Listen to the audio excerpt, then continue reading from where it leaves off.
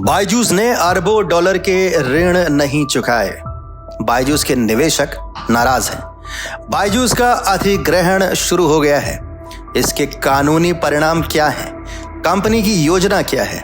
क्या बायजूस इससे बच पाएगा? नमस्कार, आप देख रहे हैं TFI, भारतीय सोशल मीडिया का OG। बायजू कभी एक प्रमुख भारतीय टेक स्टार्टअप था। आज उसके और उसके उधारदाताओं के बीच 1.2 बिलियन डॉलर के ऋण डिफॉल्ट पर चल रहे कानूनी विवाद ने टेक फाइनेंसिंग की दुनिया में चुनौतियों और जटिलताओं का एक विचित्र विषय प्रस्तुत किया है। डेलावेयर के एक न्यायाधीश के फैसले ने इस वित्तीय विवाद में एक नया आयाम ला दिया है।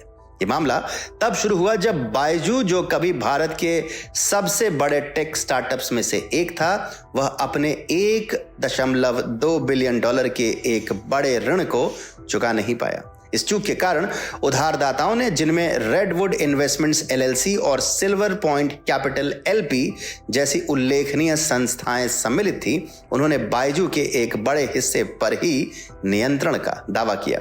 इस कदम को डेलावेयर के एक न्यायाधीश ने मान्य किया, जिसने निष्कर्ष निकाला कि उधारदाता अपने कानूनी अधिकारों के अंतर्गत ऐसा कर सकते हैं। 41 पृष्ठ के विस्तृत फैसले में डेलावेयर चांसरी कोर्ट के न्यायाधीश मॉर्गन जुर्न ने इस विषय की जटिलता को संबोधित किया। उधारदाताओं ने अपने संविदात्मक अधिकारों का प्रयोग करते हुए बायजू के अल्फा के एक बोर्ड सदस्य को हटा दिया, जो फाइनेंशियल अरेंजमेंट्स के लिए स्थापित एक विशेष उद्देश्य कंपनी है, और अपना स्वयं का डायरेक्टर बिठा दिया। यह एक महत्वपूर्ण कदम था, क्योंकि बायजू के वित्तीय व्यवस्था में अल्फा ने एक महत्वपूर्ण भूमिका निभाई थी। कानूनी लड़ाई तब तेज हो गई जब बायजू ने नए डायरेक्टर टिमोथी पोह की नियुक्ति को चुनौती दी, जिसे उधारदाताओं द्वारा बायजू के अल्फा की देखरेख के लिए नामांकित किया था। हालांकि न्यायाधीश जुर्न ने इन आपत्तियों को खारिज कर दिया, यह पुष्टि करते हुए कि पोह की नियुक्ति डिफॉल्ट को देखते हुए वैध थी। इस फैसले ने डिफॉल्ट की गंभीरता और कॉर्पोरेट प्रशासन पर इसके प्रभाव को चिन्हित किया है। इस कानूनी लड़ाई की शुरुआत कोरोना वायरस महामारी के बाद के बाजार पर अपनी पकड़ बनाए रखने के लिए बायजू के कुछ अजीबोगरीब निर्णयों के बाद हुई थी। कंपनी, जिसने महामारी के समय ऑनलाइन शिक्षा में उछाल का अनुभव किया था, उसे परेशानी का सामना करना पड़ा, क्योंकि स्थिति के सामान्य होते ही उछाल कम हो गई। संकट को रोकने के प्रयास में बायजू संपत्ति बेचने और ऋण के मुद्दे को हल करने के लिए काम कर रहा था। यह वित्तीय तनाव तब और बढ़ गया जब सरकारी जांचकर्ताओं ने कंपनी के कार्यालयों की तलाशी ली, जिससे बायजू की हालत और खस्ता हो गई। उधारदाताओं का रुख स्पष्ट था। वे पूरी तरह से बायजू पर कब्जा करने का लक्ष्य नहीं रख रहे थे, बल्कि अपने अधिकारों की रक्षा करने पर ध्यान केंद्रित कर रहे थे, जैसा कि अदालत की सुनवाई में उनके कानूनी प्रतिनिधित्व द्वारा व्यक्त किया गया था। बेंगलुरु स्थित बायजू ने उधारदाताओं के निर्णयों का विरोध किया, यह दावा करते हुए कि उनके डिफॉल्ट तर्क निराधार थे।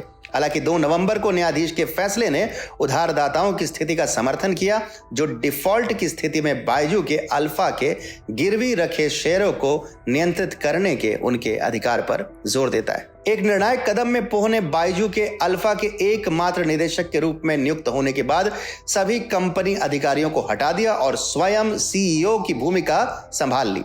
यह मामला टेक उद्योग में उधारकर्ता और उधारदाता के संबंधों की जटिलता को दर्शाता है। डेलावेयर अदालत का निर्णय एक महत्वपूर्ण उदाहरण है, जो इस तरह की चूक के होने पर कैसे कानूनी और वित्तीय कदम उधारदाताओं द्वारा लिए जा सकते हैं, उस पर प्रकाश डालता है। बायजू के पतन के कई महत्वपूर्ण कारण हैं, पर विशेष रूप से अनैतिक कॉर्पोरेट प्रशासन और अस्थिर विकास रणनीतियों को दोषी ठहराया जा सकता है। पहला, बायजू को अनैतिक कॉर्पोरेट प्रशासन के संबंध में गंभीर आरोपों का सामना करना पड़ा। राजस्व और घाटे को बढ़ाने सहित लेखांकन अनियमितताओं के आरोपों ने कंपनी की वित्तीय अखंडता पर एक प्रश्नवाचक चिन्ह उठाया।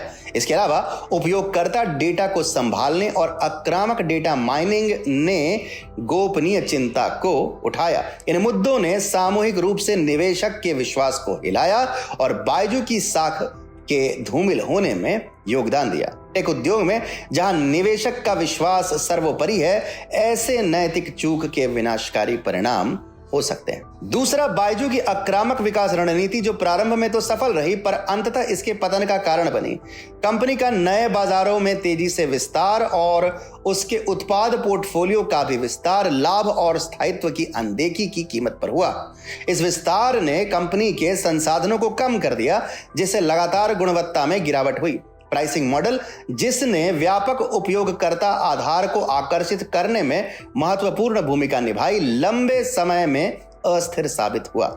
जैसे जैसे ग्राहक संतुष्टि कम हुई और वित्तीय मॉडल अव्यावहारिक साबित हुआ, बायजू ने ग्राहकों और निवेशकों दोनों को खोना प्रारंभ कर दिया, जिससे उसकी वित्तीय परेशानियां और बढ़ गई। बायजू की विफलता एक टेक दिग्गज के तेजी से उदय और फिर पतन का एक उत्कृष्ट उदाहरण है, जो मुख्य रूप से अनैतिक प्रशासन और तेजी से विस्तार को प्राथमिकता देने वाली अस्थिर सोच के कारण है।